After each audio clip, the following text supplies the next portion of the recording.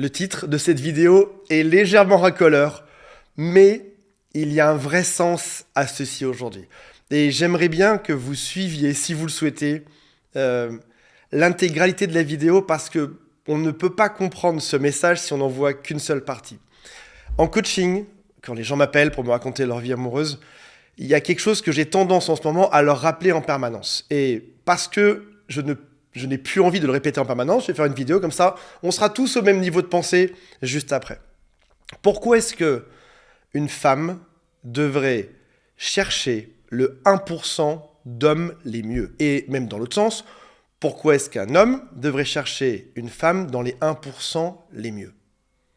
Vous avez probablement vu beaucoup de vidéos qui sont soit féministes, soit masculinistes. La grande tendance depuis quelques mois, c'est ces vidéos d'hommes qui disent « le problème, c'est les femmes, elles se prennent pour des princesses, alors que c'est vous le grand prix, les hommes ». Donc, il y a un mouvement central dans lequel moi je suis, c'est la réunification hommes et femmes, et tu vois deux mouvements extrémistes, hommes et femmes, les femmes qui disent « le problème, c'est les hommes », disent « le problème, c'est la femme ». Et c'est vrai que quand on n'a pas beaucoup bossé sur soi, écouter des messages extrémistes, c'est très rassurant. Le problème, c'est l'autre. Je suis malheureux dans ma vie amoureuse, le problème, c'est l'autre. Malheureux dans mon couple, le problème, c'est l'autre. Alors qu'un discours plus intelligent est de comprendre que le problème, ça peut déjà commencer par être soi, ou de mieux se comporter, ou de mieux sélectionner les gens avec qui on est. Et dans ces discours extrémistes, on va aussi te dire parfois des choses comme « choisis un homme qui est dans le top 1%, top 5%. » Mais les gens comprennent mal ceci. En gros, c'est « va choisir l'homme le plus riche possible ou la femme la plus belle possible. » Moi, quand je parle du top 1%, que vous soyez un homme ou une femme, je ne parle pas de ça. Et je vais vous en parler dans une seconde. Il faut déjà considérer que dans ces deux discours extrémistes, te dire c'est toi le grand prix à gagner, c'est toi la princesse, c'est toi le mec génial, les femmes devraient se battre pour toi, les hommes devraient se battre pour toi.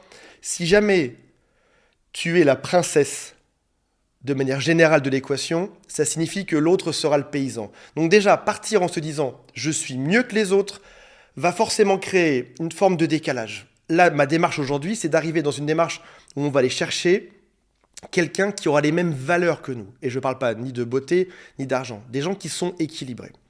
Pour aller plus loin, je dirais que 99% des couples aujourd'hui, sur Terre, sont dysfonctionnels. 99% des couples ne sont pas équilibrés. On est dans des rapports de domination, un dominant, un dominé. L'un des deux se prend pour le grand prix, le prince, la princesse, etc. L'autre le suit. Des couples de dépendants affectifs. Je pense aussi que dans 99% des situations, les gens ne sont pas ensemble pour les bonnes raisons. Et prenons par exemple le cas de la dépendance affective. Je pense que souvent, c'est mal étiqueté. Des gens vont te dire « je suis dépendant affectif ». Alors qu'en fait, la vraie peur que tu as, c'est d'être abandonné. T'as peur qu'on ne t'aime pas. Et ça peut se montrer de plein de manières différentes. Je mets dans la même case au passage la peur d'être abandonné et la peur de ne pas être aimé. Ça, on est vraiment pas très loin au final dedans. Mais considère bien que 99% des situations impliquent que l'un des deux ou les deux a la peur de l'abandon, qui va se traduire par attachement anxieux, attachement évitant, comportement de crise, de contrôle. Si l'un des deux contrôle l'autre, c'est probablement parce que celui qui contrôle a peur d'être abandonné par l'autre. Je te contrôle car j'ai peur que tu m'abandonnes. Celui qui est trop gentil peut aussi avoir peur d'être abandonné. Je suis extrêmement gentil, je suis contre toi, je suis même trop gentil avec toi par peur d'être abandonné. Mais il y a plein d'autres façons. Je vois des hommes parfois qui font beaucoup de cadeaux à l'autre, à leur femme, pour se montrer supérieur en se disant « si elle me quitte, elle trouvera jamais mieux ailleurs ». Mais en fait, ces cadeaux ne sont pas faits par gentillesse, c'est juste fait pour ne pas être abandonné. Je vois aussi des hommes et des femmes colériques. Je vais t'engueuler, je vais te rabaisser pour ne pas que tu m'abandonnes. Mais dans 99% des cas, on est sur des situations où ce qui rapproche ces deux personnes, c'est la peur d'être seul, c'est la peur de l'abandon. Et toi, ce que tu cherches aujourd'hui, c'est pas un couple dominant-dominé. Ce que tu cherches aujourd'hui, c'est pas un couple où l'un des deux est le grand prix de l'autre. Tu cherches pas un couple où il y a des cadeaux, où il y a des choses fausses, où l'autre se comporte d'une manière parce qu'il y a peur de l'abandon. Ce que tu cherches, c'est un couple qui soit intelligent. Et là, on arrive sur le fameux 1%. 1% des gens ont l'intelligence de ce que je vais te révéler dans cette vidéo. L'intelligence, c'est une ressource qui est rare. Alors attention, il y a plein de types d'intelligence. Tu recherches les 1% de gens qui ont une forme d'intelligence émotionnelle. Je vais te donner quelques règles. Tu vas me dire si tu les connais ou pas par la suite. On pourrait se dire, je vais sortir avec un chirurgien qui a fait un bac plus 10, plus 12, un médecin spécialiste, mais tu peux même te poser la question de est-ce que c'est vraiment ce après quoi je cherche, un statut? Et même au passage, d'autres questions. Je ne dis pas que tous les chirurgiens sont là-dedans, mais pourquoi est-ce que cet homme a fait 12 ans d'études? Est-ce que c'est pour plaire à ses parents, pour ne pas être rejeté? Est-ce que c'est parce que il voulait tout accepter, se faire aimer? Donc c'est même pas que regarder une profession qui serait le signe d'une intelligence. C'est regarder quelle est la démarche de cette personne aujourd'hui dans sa vie, comment est-ce qu'elle se comporte, est-ce qu'elle se comporte de manière intelligente ou pas? Alors, sur 100 personnes que tu vas croiser, il y en aura une qui sera la bonne, une seule. Et je te donne aujourd'hui un nouveau filtre pour pouvoir mieux analyser ceci aujourd'hui. Comment trouver le 1% des gens qui sont intelligents? Je te donne quelques règles. Vérifie jusqu'à la prochaine personne que tu rencontres, ces règles seront respectées. Je t'en donne plein au hasard et fais stop quand il y a une que tu ne connais pas, écris-la quelque part et dis-toi ça, il faudra que je le vérifie chez l'autre la prochaine fois. Règle numéro 1. Ce que je pense est vrai dans ma tête. C'est-à-dire que si je pensais que j'avais tort, ou qu'il y avait une défaillance ou deux idées contradictoires, toute ma structure mentale s'effondrerait comme un château de cartes. Donc ce que je pense est vrai par rapport à mon éducation, mon enfance, par rapport à ma génétique, par rapport à mes expériences de vie, par rapport à mon niveau d'éducation, par rapport à ce que j'ai lu. C'est-à-dire que ce que je pense est vrai. Maintenant, dans une pièce, je peux tomber face à 5 amis autour d'une table, et ce que ces 5 personnes penseront, chacun aura raison, mais chacun aura raison de manière différente. Règle numéro 1, trouve quelqu'un qui sache ceci. Voici un exemple vraiment tout bête de Jeanne et Serge. Chez Jeanne, on fait la cuisine et on lave la vaisselle juste après avoir fait la cuisine, puis on sert les gens. Chez Serge, on cuisine, on dîne et seulement après ou le lendemain, on fait la vaisselle. Un détail qui n'a aucune incidence a priori. Sauf que dans le référentiel de Jeanne, c'est comme ça que ça se passe. Et ça fait des petits conflits au quotidien. Si pour la vaisselle, on s'en fiche, arrivons sur des sujets comme la gestion de l'argent, la gestion des enfants, la gestion des passe-temps, la gestion des vacances et tout un tas de choses qui seront beaucoup plus compliquées. Ou la vie intime, ou la gestion des amitiés. Si tu dois être avec un partenaire qui te dit « je pense comme ça pour une raison », toi tu penses comme ça pour une autre raison, trouvons des ponts qui feront qu'on va trouver intelligemment comment cohabiter ensemble. Mais rien que pour ça, tu arrives déjà dans le top 1% ou top 2%. Allez, règle numéro 2. Et déjà, mais rien que sur la première, déjà, tu croiseras assez peu de gens qui savent ce que je viens de te dire. Très, très, très peu de gens. Règle numéro 2. Beaucoup de coachs, beaucoup de thérapeutes te diront tout ce qui démarre par con ne doit pas être fait. Comme typiquement des compromis et des concessions, ce qui est la chose la plus fausse de la planète. Un exemple très simple. Est-ce que ce soir on mange japonais ou chinois? Qu'importe. Tu peux faire un compromis sur ça. C'est pas très grave. Où est-ce qu'on y va ce soir ou demain? C'est un choix, un compromis, une concession qui ne mène pas à des grandes différences de tes valeurs primordiales. Donc en gros, tu as des valeurs qui sont primaires, prioritaires, et d'autres valeurs qui sont secondaires. Typiquement, manger chino-japonais, qu'importe. Sauf si c'est vraiment très important pour toi. Donnons des valeurs prioritaires pour moi. La gentillesse, l'honnêteté, la fidélité, la non-agression verbale ni physique, la bonne éducation des enfants. Bref, j'ai 5 ou 10 valeurs qui représentent mon socle. Sur ces valeurs-là, il n'y aura pas de concession. Il y a de la violence, je pars. Il n'y aura pas de « on trouve un pont, on se comprend différemment ». Non, dans ce cas-là, je ne rentre pas dedans. Sur cette deuxième règle, tu verras que la plupart des gens vont vouloir t'emmener à penser exactement comme eux. Parce qu'ils pensent qu'ils ont raison, parce que leur père se comportait comme ça, parce que c'est leur référentiel. Et c'est souvent la loi du plus intelligent qui perd. Celui qui est intelligent sait qu'on pense différemment. Celui qui est intelligent voit que lorsqu'il se comporte différemment, ça fait de la peine à l'autre et va finir par s'adapter à l'autre. Celui qui a le plus d'empathie perd souvent. Face au débile, il perd face au débile. T'es débile, ok, ça me va.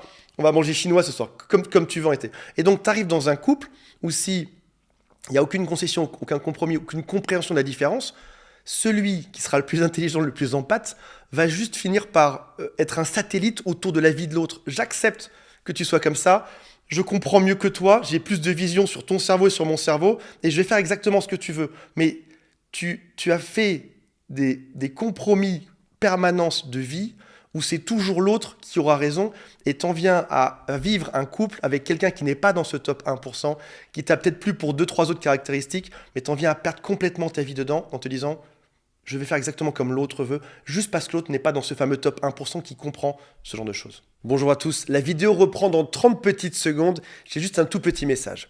Si tu es une femme qui a plus de 35 ans, et que tu en as marre de rencontrer des hommes qui ne sont pas les bons, ou alors si jamais tu es célibataire et que tu aimerais enfin rencontrer la bonne personne, j'ai créé une vidéo de formation qui te montre étape par étape comment faire pour trouver le bon, l'homme bien, celui qui te correspond parfaitement. L'idée, c'est que je t'accompagne dans cette progression. C'est tout simple. Une fois que tu auras fini cette vidéo, va voir en dessous, j'ai mis un lien, tu cliques dessus, tu vas saisir ton email et la formation gratuite commence. On reprend la vidéo tout de suite. Troisième point, la loi du jukebox. Quand on met une pièce dans le jukebox, l'autre en met une aussi. Si tu vas dans une soirée qu'il y en a un pour les plus âgés d'entre vous, vous savez comment ça marche. Si vous êtes 5 dans une soirée, dans un bar, et qu'il y a un jukebox, si c'est toujours le même qui met la pièce, ça va être bizarre. Et si c'est toujours le même qui choisit la musique.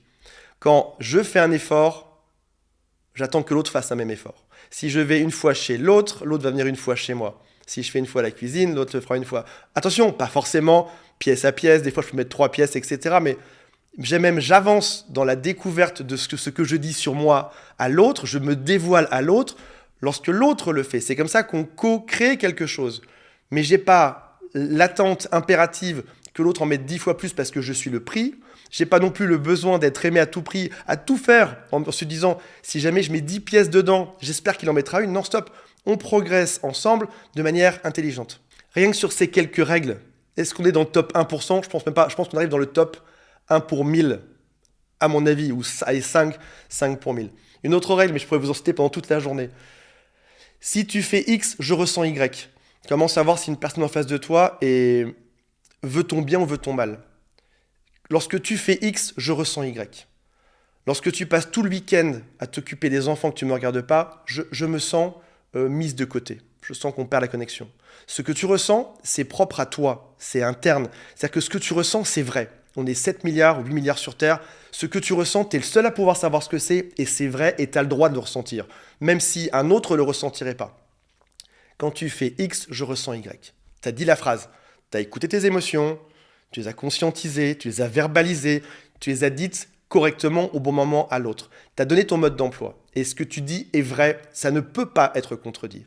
En face de toi, tu auras 2 comportements en échange. Soit l'autre va te dénigrer, te dire par exemple, t'es vraiment une chochotte, t'es trop sensible, ou alors le fameux oui mais moi. Oui mais moi la semaine dernière quand t'as dit ça, non stop, on revient sur le sujet. Je te dis que quand tu fais ceci, je ressens cela. Qu'est-ce qu'on en fait? Soit il va dénigrer, rabaisser, oublier, et il va continuer de faire ce comportement qui te fera mal. Donc en gros, cette personne te veut du mal. Soit il entend que son comportement t'a fait mal et il ne le fera plus parce qu'il veut ton bien. Mais c'est une situation basique où tu donnes une émotion qui ne peut pas être contredite, où en face tu as 2 comportements, soit il va te faire du mal par la suite, soit il ne te fera plus de mal par la suite. Et on en revient à ce fameux cerveau on a des vérités toutes différentes. Il va considérer que son système est le bon et que tu n'as pas le droit de ressentir ceci. On est dans le top quoi, la top 1 pour 1000, 1 pour 10 000, des règles simples de vie. Mais si jamais tes critères pour rencontrer l'homme de ta vie ou la femme de ta vie, les mecs sont très très bons là-dedans. Les mecs, ils ont 2 critères. Est-ce qu'elle est bonne? Est-ce qu'elle veut de moi? Ça s'arrête à ça, quoi. Et derrière, qu'est-ce que tu as comme vie? Une vie amoureuse qui n'est pas terrible. Clairement, qui n'est vraiment, vraiment pas terrible. Les femmes, je rigole de vous. Dans une autre vidéo, je rigolerai de vous aussi. Mais tu sens bien qu'il y a d'autres critères qui arrivent là. Tu n'es pas qu'en train de chercher un physique ou le fait qu'elle veuille de toi ou pas, ou que le mec soit riche et une grosse voiture. Non, stop. C'est dans quelle dynamique je vais arriver, combien de temps je vais prendre pour sélectionner la bonne personne, qu'est-ce que je vais regarder comme signaux, et surtout, si je vois que on a cité quoi, 4, 5 règles, 6 règles, si je vois que sur ces règles-là, il n'y a pas de compréhension. Tu peux même essayer de l'éduquer au passage, ou lui envoyer cette vidéo. Tiens, éduque-toi gentiment. Ce serait méchant, ne le faites pas, j'en sais rien. Mais tiens, regarde comment ça fonctionne, regarde ce que je pense moi. Si jamais l'autre comprend ceci, ou a la capacité de le comprendre, peut-être que tu peux aussi l'éduquer, puis monter en valeur, et puis finalement penser de la même manière. Mais si jamais l'autre refuse, te dit non, ce qu'il dit là, pétavin, ça sert à rien, on s'en fout, c'est encore un mec qui parle trop blabla sur Internet. Si jamais le mec n'a ni la compréhension de tes sentiments, ni l'envie de s'éduquer, et qui retourne toujours dans un schéma où papa était comme ça, papa avait raison, papa tape maman. Et qu'est-ce que je fais? Je vais être violent à la maison. Mais moins violent que papa. Maman était très carriériste, je suis comme maman, très carriériste. Papa voulait que je gagne beaucoup d'argent, donc on va tout effacer. Il va juste reproduire de génération en génération un comportement et tu dois t'y conformer. Qu'est-ce qui va se passer? Tu ne seras pas très heureux dans ton couple. Mets-toi des critères sur à qui j'ai affaire en face de moi. Et ça, tu le sauras dans le temps. Prends ton temps, découvre, passe-le une semaine, 2 semaines, passe même 3 mois à découvrir cette personne, à regarder comment est-ce que cette personne se comporte vis-à-vis de ses amis, de ses enfants, du serveur, de la serveuse, de ses clients, de son chef, de ses collègues. Regarde comment est-ce que l'autre se comporte.